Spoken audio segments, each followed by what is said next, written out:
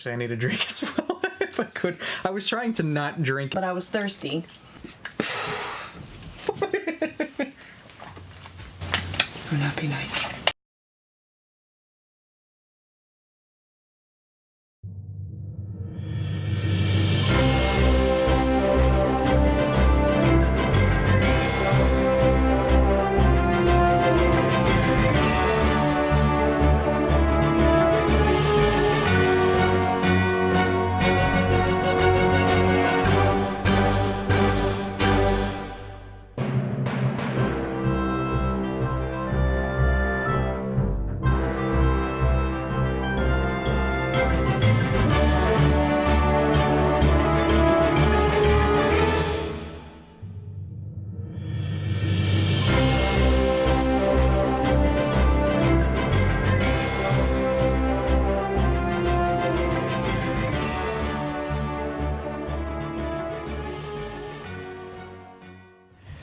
Hi everyone, I'm Mr. Suspicious. And I'm Mrs. Rogers. We're wishing you a Merry Christmas. Merry Christmas. It's be our Christmas episode, because this one is going halfway across the country here for the holidays. So see family, I'm so excited. We managed to cram this one in just before she leaves, and we're actually reviewing Jumanji: The Next Level, or Jumanji 2, whichever you'd prefer to call it. We just got out of the theater, Yes. had just seen it. Yes. And yeah, this is just our initial thoughts. We're just trying to keep it relatively spoiler-free. Mm-hmm.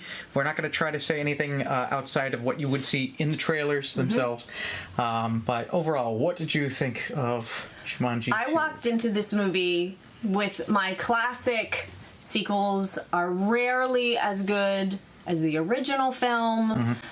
This one came out too soon. Like, usually if they do a sequel right after the first one, I don't know. There's too much hype. There's too much attempted fan service. So I went in skeptical, and I walked out very satisfied. Very, very satisfied. There was enough from the old story and the characters that I knew I was watching a continuation. The same story, nothing too elaborately different, but there was enough to make it different that it held my attention, and I was like, what's gonna happen? What's gonna happen next? Yeah, I will agree that this kind of circumvents the traditional sequelitis, as it is often referred to, where, you know, sequels just aren't as good as the first. They feel like money grabs, Right. or maybe they tried to cram too much in, add too many characters. This time they did add some characters, but aside from that, there's not much different from the original formula of Jumanji. It kind of has its own storyline. It does not follow the first movie's storyline at all. Honestly, for me, it took a little bit to get into in the very beginning, just because it was a little slow. They were trying to establish some certain things and what has transpired in the time that's passed.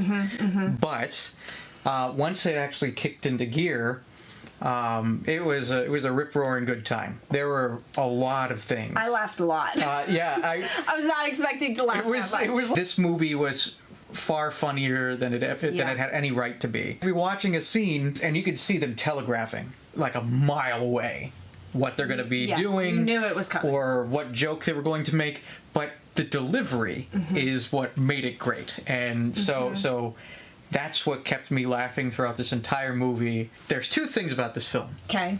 The first is that this is an absolute clinic on character acting. If you saw the first movie, the main characters like The Rock and Karen, is it Gillen? I thought it was Gillen. Karen Gillen. Gillen.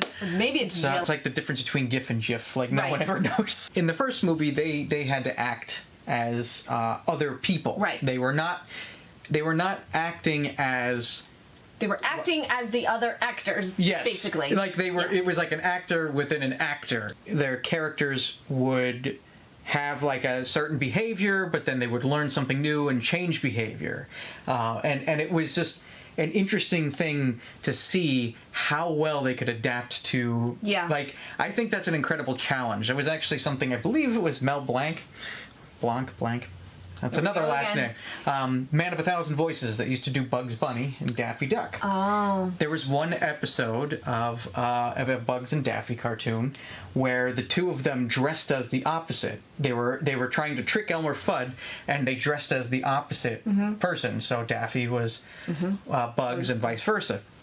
And he was doing the voices of those characters. So he was voicing like Daffy, trying to impersonate Bugs. Yeah. And then the same thing with Bugs trying to impersonate Daffy. And they widely quote this episode for voice actors. They say that this was an incredible challenge. Something that was almost impossible to do, and yet he was able to do it. What's up, Doc? Having any luck with those ducks? Very similar styling, like these characters, when they're playing one of the other actors, they pick up their mannerisms from their walk to how they interact with one another to like Their facial expressions, it's the little just nuances. it's insane, and I found it so entertaining. Like I was just watching. Sometimes I was like finding myself losing some of the dialogue because I was just so entertained by how they were acting it out. I really felt like in the first movie, I felt like I was watching The Rock and Kevin Hart. In this movie, I felt like I was watching who the avatars were. In the first movie, I felt like I was still watching Karen Gillan. Sure. Anyway, in this movie, I felt like I was watching Martha, and I don't know how they did that, if they studied more mannerisms, whatever. It was phenomenal. I really locked on, and I think it also helps. I don't remember if they did this in the last movie, but in this one, they called each other all by their name. They must have done it in the last movie, but I picked up more on it. Like, they wouldn't call him Treadstone, come here. It was, come here. Poured themselves into the mold of these characters. Yeah, and very impressive. There's no knocking any of the acting. I will say Jack Black is a national treasure. They need to preserve him for future study. And future society, because honestly Jack Black's like one of my favorite actors, because it's just like so good. He just seems like the kind of guy like you just want to like, you could either watch him on the big screen and he seems like a legitimate big actor, or you could just walk into like your bar and you could sit down and have a drink with him and he would be like the coolest person to talk to. You give him a high five, be like, you're an awesome dad. He'd sing you off the stage. And like he would skateboard and sing a song while he was like backing out of the bar. And legitimately. So, and you know what I heard? I don't know how true this is, but I heard that he's contemplating retiring from acting. Yeah, I heard that. Hopefully this is not a fake news thing. Don't take this as law, but I had read 2 different articles from Was it different on places. the internet? Because everything on the internet is true. So it's a 100% sure. No, 100%, especially if it's found on Facebook. Yeah, I'm really hoping that is not true, because dear God, I really haven't heard that. I've seen it twice, but like I said, that's just people trying to get them clicks. It's very possible. Yeah. And the thing is, the way that they set up this film and the success after the success of the first film, and after the I would imagine success of this film, I would imagine they're probably going to shoot for a third film. Honestly, I hope they do. I hope they do, because they did a great job with this. Oh, getting back to my point, do you make points and then you tangential think and then never go back to it? Literally my whole life. But if you don't get back to it, audiences get super mad about it. It really genuinely is one of those films from your childhood. It just feels satisfying. Yes. It feels good to watch. It feels like you could sit down with pretty much anybody and just enjoy something about this film, whether it's the character acting, whether it's the storyline, whether it's just like some of the over-the-top goofy action stuff. Like when you watch like a Christmas movie around Christmas, like Muppet Christmas Carol, you always felt really good. Like something about it was very satisfying, no matter how many times you saw it. I feel like this could be that for the modern generation. Every scene has something. Yeah. And I thought that about, I think it was 3/4 of the way through. Because the purpose of the Jumanji game is there's the different levels. And every level has something. And it's almost like every level appeals to different characters. And so that's fun, because if you identify kind of more with one character or the other, you know that one of the levels is going to be more something you're like, oh yeah, I would do it this way, or I would do it that way. And I really like that. One of the successes of this film is because it's a video game. They can be over the top, because you said about like over the top action. They can be over the top, but nobody rolls their eyes at it. So it's hysterical when you see The Rock, Dr. Treadstone, right? I just watched it. This is Bravestone? Bravestone. Sure. Bravestone. Anyway.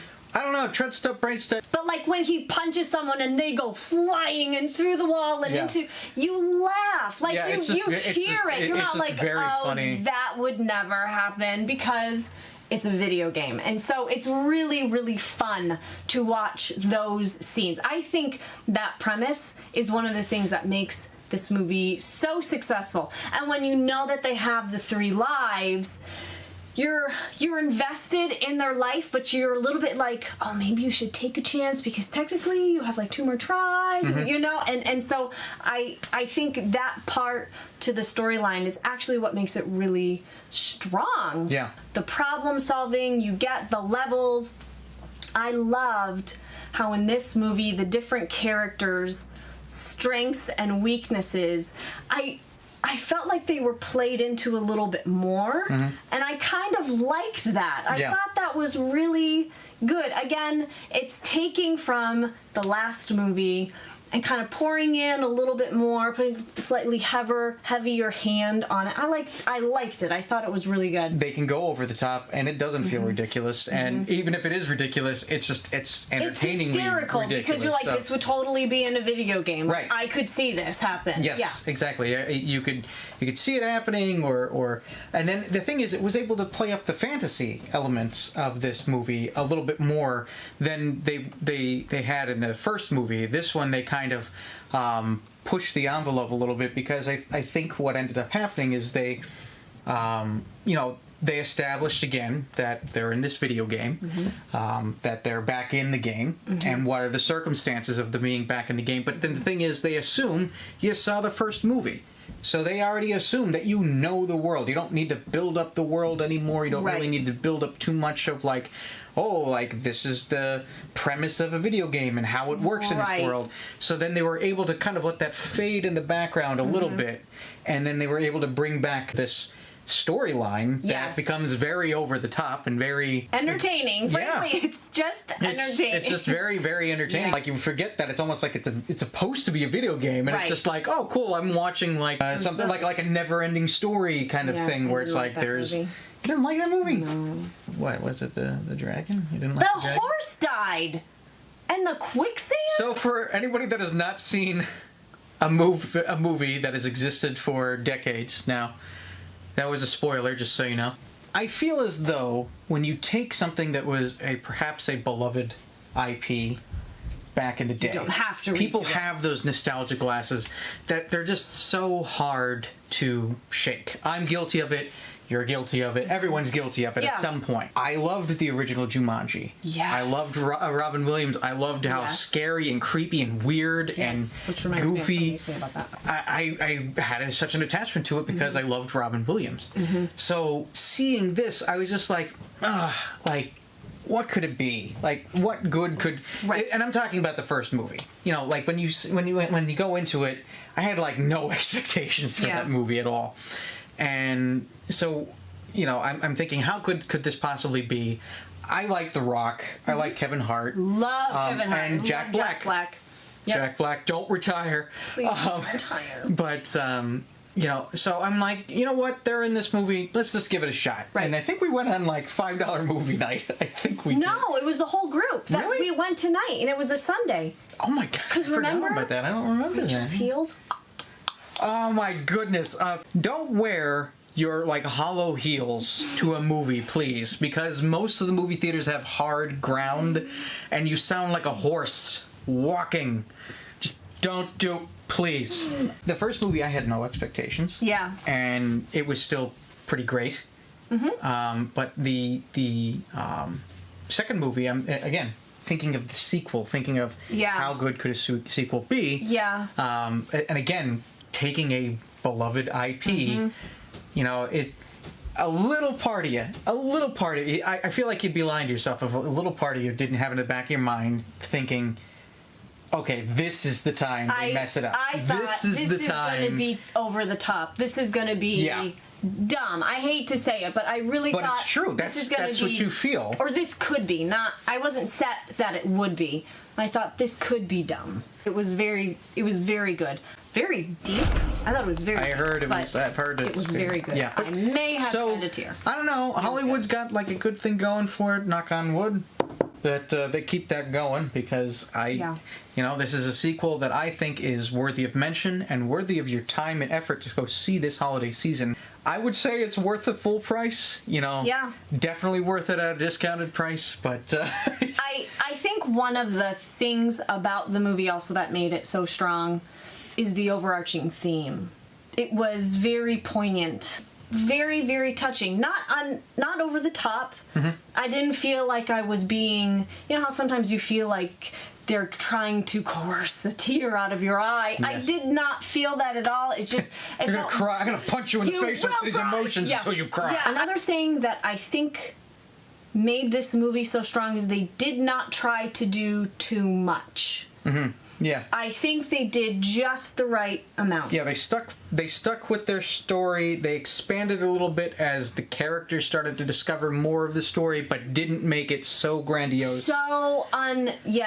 Sometimes like they try to throw in so many things and you're just like, man, if you had just done 3 things instead of 7, this would have been solid. And they did the 3 things, or however many it was. That's a classic criticism of the third Spider-Man with Tobey Maguire. Yes. Because a lot of people disliked how many different characters and themes and storylines, and take it as you will, but that is a criticism a lot of people have. This does not apply to this particular film. I feel like it's very focused. It's got a very good theme behind it.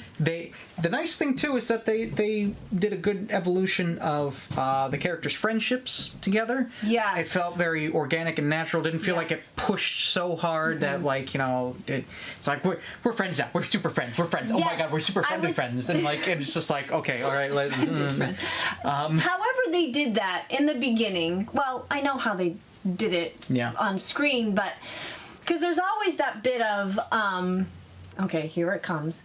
In Star Wars.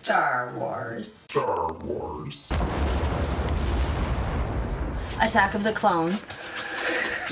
Bye. There's a criticism that Obi-Wan Kenobi and Anakin, and I agree with this, that the dialogue between them is trying to convince you that they're friends when they're chasing the assassin through Coruscant. And it's like, this isn't how it happened. Like, don't lose your lightsaber when I rescued you out of the Wompress, or whatever it was called. You know, and it's like trying to force on you that they're friends and they do adventures together. It was like we just walked into this and it was just, oh, they're friends. Yeah. They love to be with each other. They have a group chat. That's probably what it was, because they had a group chat. That's when you know. Yeah, it's group chats. Group chats are...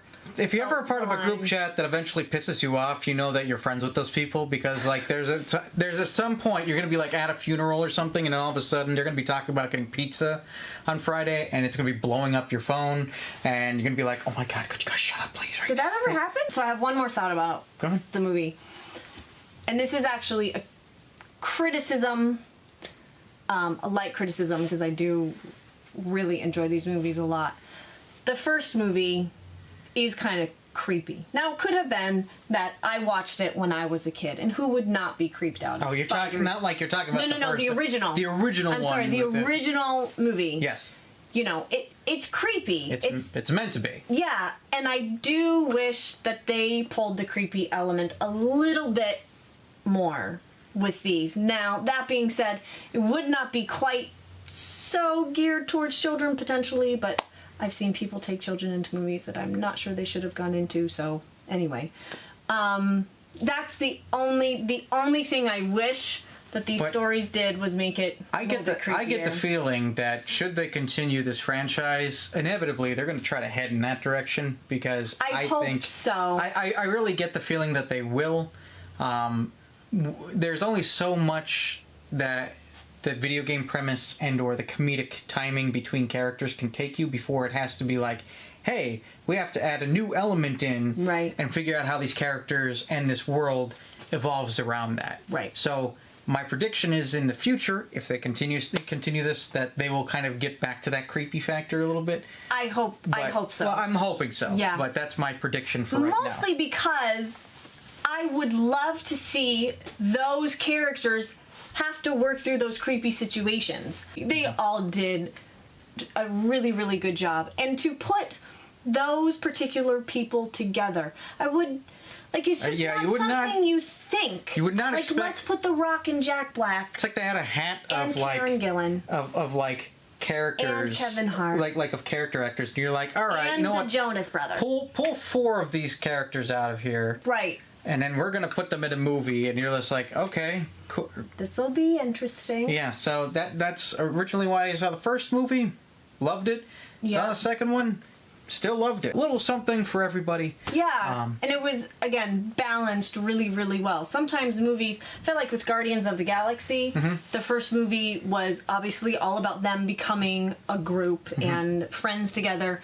And then the second movie kind of shifted away from that, and it focused, my interpretation of the movie, it focused heavily on Star-Lord and his father and their family. And I missed more of the group element, the group camaraderie. Yeah. And so I was a little bit curious, are we going to sacrifice the one of the themes of friendship on the altar of family and his family? And they balanced it out so very well. So these are our snapshot thoughts about this. We loved it. We think it's a great holiday movie, and we recommend that you go see it in theaters. Yes. Or whenever it comes out. If you want to rent it, just buy see it at some point. That's our takeaway from it. night. But our question to you is: do you agree with us? Did you like it? Did you enjoy it? What criticisms do you have that we might not have seen, or what things did you like that we might not have mentioned? Just leave us a comment, and we love reading them. We love hearing feedback about stuff. So by all means. and comment. Please. Like, comment, subscribe. Subscribe.